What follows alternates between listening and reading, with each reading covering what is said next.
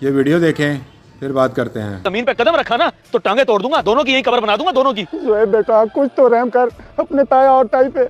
अब तो हमारी जमीन हमें वापस कर दे। हमारा जीना बहुत मुश्किल हो गया है, एक एक रुपए के मोहताज हो गया। हमारी गलतियों को माफ कर दे। ये माफी जाकर मेरे बाप से क़यामत वाले दिन मांगना, मैं माफ कर दूं तुम्हें, सवाल ही पैदा नहीं हो। चले जाओ यहाँ से, तुम दोनों को देखकर मेरा खून खोलता है। ये ना तुम दोनों की जिंदगी का खात्मा हो जाए।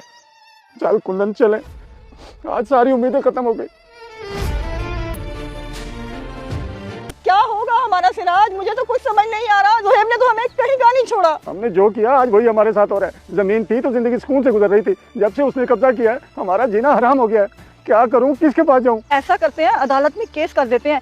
टाइम तो लगेगा मगर अदालत जमीन वापस ले देगी। अदालत? नहीं, पागल हो गई है क्या? अदालत जाने के लिए वकीलों को पैसे देने पड़ते हैं और जान पहचान भी होनी चाहिए। हमारे पास तो कुछ भी नहीं है। हाँ, जमील के पास चलते हैं, उसकी अच्छी बनी बनाई है जोहेब के साथ। उसे भी तो पता है ना कि हमने क्या क्या किया था तारिक और जोहेब के साथ। वो भी कोई बात नहीं सुनेगा हमारी। चलें तो सही, बात करके देखते हैं, शायद वो हमारी मदद कर दे। तू चल बस। अब पछताने का क्या फायदा जब चिड़िया चुग गई खेत। कल तुम ताकतवर थे और वो कमजोर। तुमने जुल्म किया और उसने बर्दाश्त किया। आज वो ताकतवर है और तुम कमजोर, तुम भी बर्दाश्त करो। रोते क्यों हो? हमने वाकई बहुत जुल्म किया था, बल्कि गुनाह किया, मगर माफ भी तो किया जा सकता है। जिसने तुम्हारी वजह से अपने बाप को बेबसी की हालत में मरते हुए देखा, वो कहाँ माफ करेगा? अगर जमीन का कब्जा छोड़ के अपने बीमार भाई को उसके हिस्से की जमीन दे देते तो शायद आज वो जिंदा होता। चले जाओ, मैं कुछ नहीं कर सकता तुम्हारे लिए। हम हैं इसी काबिल कि इतना जलील हो रहे हैं, बल्कि हमें तो इससे भी बड़ी सजा मिलनी चाहिए। मेरा भाई हमारी वजह से मर गया तो फिर हम क्यों जिंदा है? हमें भी मर जाना चाहिए, हमें भी मर जाना चाहिए। जमील अंकल, अस्सलाम वालेकुम। जमील अंकल। वालेकुम सलाम जोहेब बेटा, अल्हम्दुलिल्लाह मैं ठीक हूँ। मिलना था तुमसे, एक जरूरी बात करनी है। तो मैं कब्रिस्तान जा रहा हूँ, अब्बा की कब्र पे फातिहा पढ़ने। अच्छा ऐसा करता हूँ, फिर मैं भी कब्रिस्तान आ जाता हूँ, फातिहा भी पढ़ लूंगा और तुमसे मुलाकात भी हो जाएगी। आ जाएं आप।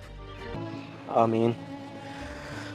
अल्लाह पाक भाई तारे की मगफिरत करके दर्जात बुलंद फरमाए और तुम्हें भी सब्र दे। आमीन सुमामीन। कैसे कैसे ताकतवर लोग बेबस पड़े हैं यहाँ। किसी को अपनी दौलत पे गरूर था तो किसी को अपनी ताकत पे, और किसी को अपनी ज़मीन जायदाद से मोहब्बत थी। कोई कुछ ना साथ ले गया और ना ही कब्र में कुछ काम आता है। सही कह रहे हैं आप जमील अंकल, सब कुछ यहीं पड़ा रह जाता है। अच्छे अमाल का अजर अल्लाह पाक ने देना है तो बुरे अमाल की सजा भी अल्लाह पाक ही देंगे। मैं आपका इशारा समझ रहा हूँ अंकल, लेकिन जिस पर जो गुजरती है सिर्फ वही जानता है। मैं नहीं भूल सकता। अब्बा की आंखों में दर्द मैंने देखा है अंकल, मैंने। बदले की आग में तुम भी तो वही कर रहे हो जो उन्होंने किया। अमाल तो दोनों को एक जैसे हो गए। जालिम को अल्लाह पसंद नहीं करता। यही बात करनी थी तुमसे। आगे तुम्हारी मर्जी बेटा।